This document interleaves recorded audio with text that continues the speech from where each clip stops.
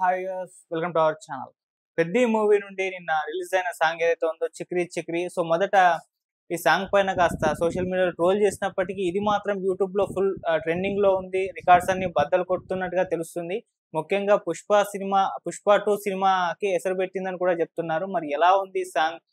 ఎలాంటి records create చేస్తుంది యూట్యూబ్‌లో? ఇప్పుడు దీనికి సంబంధించి డిస్కస్ చేయడానికి ప్రెజెంట్ మనతో పాటు సీనియర్ ఫిల్మ్ జర్నలిస్ట్ అప్పాజీ గారు ఉన్నారు. వారిని అడిగి తెలుసుకునే ప్రయత్నం చేద్దాం. సార్ నమస్కారం సార్. నమస్తే ఆదిత్య.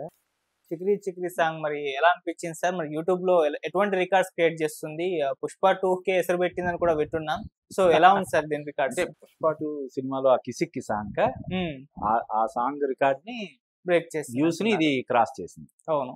అంటే సాంగ్ అయితే మాత్రం చాలా బాగుంది. హ్మ్. పెద్ది సాంగ్ చాలా ఎక్స్ట్రాడినరీగా ఉంది. ముఖ్యంగా రామ్ చరణ్ స్టెప్స్ చాలా చాలా బాగున్నాయి. ఓకే.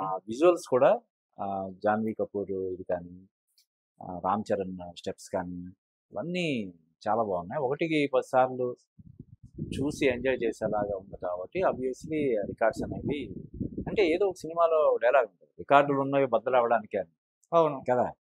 ఎప్పటికప్పుడు పెరుగుతారు, ఆడియన్స్ పెరుగుతారు. ఇప్పుడు ఉదాహరణకి ఫోన్లు ఉన్నాయనుకో, ఫోన్ కనెక్షన్స్ అనేవి పెరుగుతూ ఉంటాయి కదా. 10th అవ్వగానే లేకపోతే ఇంటర్మీడియట్ అవ్వగానే సొంతంగా ఒక ఫోన్ కొనుక్కోవడం అనేది జరుగుతూ ఉంటుంది కదా. ఓకే. అప్పటి వరకు వాట్సాప్ సదుపాయం లేని వాళ్ళు వాట్సాప్లోకి రావడం ఇవన్నీ జరుగుతాయి కాబట్టి ఎప్పటికప్పుడు వ్యూస్ అనేది పెరుగుతూనే ఉంటాయి ప్రతి దానికి. అయితే ఇది బాగుంది కూడా. ఇప్పుడు ఎలా ఉందంటే ఇప్పుడు పెద్ద హీరోల సినిమాలకు సంబంధించి ఆ మధ్య ఎవరో ప్రముఖ నిర్మాత కూడా పలానా హీరో సినిమా టీజర్కి ఇన్ని వ్యూస్ వచ్చాయి కాబట్టి మా సినిమాకి ఇన్ని రావాలని ముందే చెప్తున్నారు కాబట్టి మేము తప్పనిసరి పరిస్థితిలో చేయాల్సి వస్తుందని చెప్పి డెఫినెట్గా కొంత మార్కెటింగ్ కూడా ఉంటుంది. అంటే ప్రమోషన్ అనేది సినిమా విజయంలో చాలా కీలక పాత్ర కదా. కాబట్టి దీనికి సంబంధించి కూడా కొంత మార్కెటింగ్ అయితే ఉంటుంది. కానీ మార్కెటింగ్ చేసినంత మాత్రాన 100% మనం మిలియన్స్ ఆఫ్ వ్యూస్ మనం మేనేజ్ చేయలేం. ఓకే. ఇది జెన్యున్గా బాగుంది. నాకు తెలిసి ఏఆర్ రెహమాన్ చాలా రోజుల తర్వాత మంచి ట్యూను, అంటే అతను ఆబ్వియస్లీ అతను ఆర్కెస్ట్రైజేషన్ కానీ అన్ని ఎక్స్ట్రాడినరీగా ఉంటాయి. కానీ ట్యూన్స్ ఈ ఇటీవల కాలంలో అంతగా ఆకట్టుకునేలా ఉండట్లేదు. పర్టికులర్గా మన తెలుగులో ఆయన లాస్ట్ సినిమా ఏంటన్నది కూడా మనకు అంత రీకలెక్ట్ చేసుకోలేము. నాకు తెలిసి హిందీలో చాలా సినిమా ఒకటి ఏఆర్ రెహమాన్ మ్యూజిక్, అతను background score master A R Rahman. మనం మణిరత్నం సినిమా PS1 PS2 సినిమాల్లో బ్యాక్గ్రౌండ్ స్కోర్ మనం కానీ ఏఆర్ రెహమాన్ నుంచి ఒక బెస్ట్ ట్యూన్ వచ్చి అంటే జనాల్లోకి వెళ్ళిపోయేది. కొంతమంది బాగా మేధావులకి రెహమాన్ ఫ్యాన్స్కి కనెక్ట్ అయ్యే ట్యూన్స్ కొన్ని ఇచ్చి ఉండొచ్చు. కానీ ఇలాగా జనాల్లోకి చొచ్చుకుపోయేలాగా అటు క్లాసు ఇటు మాస్ని ఎంటర్టైన్ చేసేలాగా రెహమాన్ నుంచి ఒక ట్యూన్ వచ్చి చాలా సంవత్సరాలు అయిందని చెప్పచ్చు. ఇది అలా ఉంది. ఓకే. అంటే యాక్చువల్గా ఈ సినిమా కూడా రెహమాన్ ప్లేస్లో దేవిశ్రీ ప్రసాద్ తీసుకుంటున్నారనే కొన్ని రూమర్స్ కూడా చక్కర్లు కొట్టాయి. అంటే ఆయన ట్యూన్ ఇవ్వడంలో ఆలస్యం చేస్తున్నాడనో లేకపోతే మరొకటో దేవిశ్రీ ప్రసాద్ ఈ సినిమాకి మ్యూజిక్ చేస్తున్నాడని వచ్చింది. ఎందుకంటే Buchibabu Sana first cinema debut film ఉప్పెనకి music director Devi Sri Prasad. Uppena cinema విజయంలో, సంచలన విజయంలో దేవిశ్రీ ప్రసాద్ మ్యూజిక్ చాలా కీలక పాత్ర పోషించడం మనకు తెలుసు. అలాగే మైత్రి మూవీ మేకర్స్తో దేవిశ్రీ ప్రసాద్ ఉన్న అనుబంధం గురించి కూడా మనకు తెలుసు. వాళ్ళ బ్యానర్లో వచ్చిన బిగ్గెస్ట్ హిట్స్ చాలా సినిమాలకి ఈయనే మ్యూజిక్ డైరెక్టర్. పర్టికులర్గా పుష్ప 1, పుష్ప 2, అలాగే రామ్ చరణ్ రంగస్థలం అతనే కాబట్టి బహుశా మళ్ళీ అతన్నే తీసుకున్నాడేమోనని కూడా వార్తలు వచ్చాయి. కానీ వాటన్నిటినీ ఫుల్ స్టాప్ పెడుతూ రెహమాన్ సంగీతంలో వచ్చిన ఈ పాట చాలా చాలా బాగుందని మనం చెప్పొచ్చు.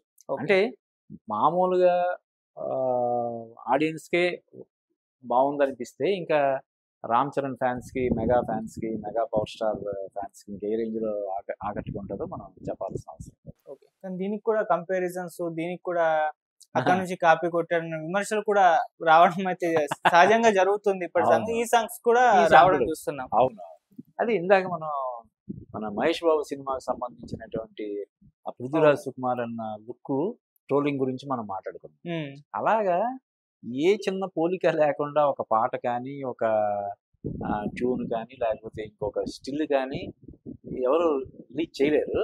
ఓకే. కాబట్టి ఆ ట్రోలింగ్ అనే దాని గురించి పెద్దగా సీరియస్‌గా తీసుకోవాల్సిన అవసరం లేదు. కానీ ఓన్లీ ఫస్ట్ గ్లింప్స్ వచ్చినప్పుడు నిజానికి ఆ ట్రోలింగ్ అనేది కొంత కరెక్టేనేమో అని అనిపించేలాగా ఉంది. కానీ ఇప్పుడు మొత్తం టోటల్‌గా మనం లిరికల్ వీడియో చూసిన తర్వాత అందులో రామ్ చరణ్ స్టెప్స్ కానీ, జాన్వీ కపూర్ ఆ గ్రేస్ కానీ ఇవన్నీ చూసిన తర్వాత ఆ ట్రోలింగ్ దీనికి పెద్దగా ఇన్‌ఫ్లుయెన్స్ ఏం చేయదని నాకు అనిపిస్తుంది. ఓకే. ఇక సార్ 'పెద్ది' సినిమా మీద రామ్ చరణ్ గారు చాలా ఎక్స్‌పెక్టేషన్స్ పెట్టుకున్నారు. ఎందుకంటే 'ట్రిపుల్ ఆర్' తర్వాత అవును. ఆ స్థాయి విజయం ఆయనకు దక్కలేదు. అవును. 'ఆచార్య' గావచ్చు, లేకుంటే 'గేమ్ చేంజర్' గావచ్చు. మరి ఇప్పుడు అవును. ఈ సినిమా మీద చాలా హోప్స్ అయితే ఉన్నాయి. సో కంటెంట్ కూడా ఆయనకు పెద్ద హిట్ వచ్చేలానే కనిపిస్తుంది. అవును. మరి ఈ సినిమాతో కంబ్యాక్ ఇచ్చేస్తారా? కరెక్ట్. అంటే ఇందాక మనం 'ఉప్పెన' గురించి చెప్పుకున్నాం. 'ఉప్పెన' వచ్చి దాదాపుగా 4, 3, 5 4 ఇయర్స్ ఇయర్స్ అవుతుంది సార్. అంతే. ఎక్కువ అవుతుంది. కరోనా టైంలో వచ్చిన సినిమా. నేను డిగ్రీ ఫైనల్ ఇయర్ అలా ఉన్నాను సార్. ఇప్పుడు 5, 6 అంటే ఇయర్స్ అవుతుంది. ఈయన బుచ్చిబాబు సాన ఉప్పిన తర్వాత అతనికి బోల్డెన్ ఆఫర్లు వచ్చి ఉంటాయి. చాలా మంది హీరోల దగ్గర నుంచి, చాలా బ్యానర్స్ నుంచి ఆఫర్లు వచ్చినా కూడా అతను వేరే సినిమా ఏం చేయకుండా ఈ సినిమా కోసం అలాగా అంటే దానికి ఆ కథని కానీ, కథనాన్ని కానీ మెరుగులు దిద్దుకుంటూ అలా ఉండిపోయాడు కాబట్టి ఇది డెఫినెట్గా ఒక పెద్ద రేంజ్లో హిట్ అవుతుందని చెప్పి మనం ఎక్స్పెక్ట్ చేయొచ్చు. ప్లస్ ఏంటంటే ఈ మధ్య కాలంలో సుకుమార్కి ఫ్లాప్ అనేది లేదు. రంగస్థలం తర్వాత పుష్ప 1, పుష్ప 2 మధ్యలో ఆయన సుకుమార్ రైటింగ్స్ బ్యానర్ లో వచ్చినటువంటి సినిమాలు కూడా మంచి విజయాలు సాధిస్తున్నాయి. ఇప్పుడు ఈ సినిమాకి one of the producers Sukumar. Okay. Rana Buchibabu Sukumar శిష్యుడు అనే విషయం మనకు తెలిసిందే కదా. సుకుమార్ రామ్ చరణ్ కాంబినేషన్ లో వచ్చిన రంగస్థలం కూడా ఎంత పెద్ద హిట్ మనకు తెలుసు. ఇందాక నువ్వు అన్నట్టు 6RR తర్వాత రామ్ చరణ్ యాక్ట్ చేసినటువంటి ఆచార్య కానీ, గేమ్ చేంజర్ కానీ బాగా డిసప్పాయింట్ చేసి ఉండడం వల్ల ఈ సినిమా మీద అందరూ ఫుల్ ఫోకస్ పెట్టి, పైగా ఇప్పుడున్న పరిస్థితుల్లో కొన్ని 100 కోట్ల బడ్జెట్స్ తీస్తున్న ఈ సినిమాలు తేడా వస్తే తట్టుకోవడం కష్టం. హీరో ఇమేజ్ పరంగానే కాదు, అటు బ్యానర్ కానీ అందరికి, డైరెక్టర్ కానీ. ఇప్పుడు ఉప్పిన తర్వాత సానా బుచ్చిబాబు నుంచి వస్తున్న సినిమా ఇది డిసప్పాయింట్ చేసింది అనుకో, ఏంటి అతని అలాగే ఇప్పుడు ఈ సినిమా ఏదైనా అయితే రామ్ చరణ్ హ్యాట్రిక్ కొట్టడానికి గబుక్కున అనేస్తారు. అందువల్ల ఇన్ని జాగ్రత్తలు తీసుకుని వాళ్ళు ముందు నుంచి ఇప్పటి నుంచి ఎప్పుడో సమ్మర్లో రిలీజ్ అవ్వాల్సిన సినిమాకి ఇప్పటి నుంచి ప్రమోషన్ అది చేస్తున్నారు. ఈ పెద్ద సినిమా నుంచి ఇప్పుడు వచ్చినటువంటి ఏదైతే చిక్రీ చిక్రీ పాట ఉందో అది అంచనాలను పెంచేలాగా ఉంది. డెఫినెట్గా ఈ సినిమా చాలా పెద్ద విజయం సాధిస్తుందనే నమ్మకాన్ని, హోప్స్ ని అయితే ఇస్తుందని మనం చెప్పొచ్చు. పర్ఫార్మెన్స్ వైజ్ గా కూడా రంగస్థలంలో రామ్ చరణ్ గారి నటనకు ఇప్పటికీ దాన్ని మాట్లాడుతూ ఉంటారు. 6RR పెద్ద హిట్ అయినప్పటికీ రంగస్థలమే ఎగ్జాంపుల్ గా చెప్తారు. ఇప్పుడు ఈ సినిమా దాన్ని బీట్ చేసేస్తుంది అని అంటున్నారు. మరి పర్ఫార్మెన్స్ వైజ్ గా అంత స్కోప్ ఉంది ఈ సినిమాకి అని కూడా అంటున్నారు. సో దాన్ని బట్టి చూస్తారా? అంటే జనరల్ గానే ప్రతి నటుడు ప్రతి సినిమాతోటి మెచ్యూరిటీ వస్తూ ఉంటుంది. దానివల్ల ఎప్పటికప్పుడు మెరుగవుతుంటది నటన. రంగస్థలం వచ్చి 5-6 సంవత్సరాల పైన అవుతుందేమో, ఇంకెక్కువ అవుతుంది కదా. మరి అప్పటి నుంచి ఆ రంగస్థలం తర్వాత ఆయన చాలా సినిమాలు చేస్తున్నాడు, 5-6 సినిమాలు వచ్చినట్టున్నాయి. మరి వాటి తాలూకు ఈ ఎక్స్పీరియన్స్ అంతా కూడా హెల్ప్ అవుతుంది కదా. దానికి తోడు కరెక్ట్ క్యారెక్టరైజేషన్ సినిమాలో కథలో మంచి ఇది ఉందనుకో, విషయం ఉందంటే డెఫినెట్గా అది ఎలివేషన్కి అవకాశం ఉంటుంది. కాబట్టి ఈ సినిమాలో Ram Charan the best performance ఇస్తాడని మనం ఖచ్చితంగా ఎక్స్పెక్ట్ చేయొచ్చు. Thank you so much.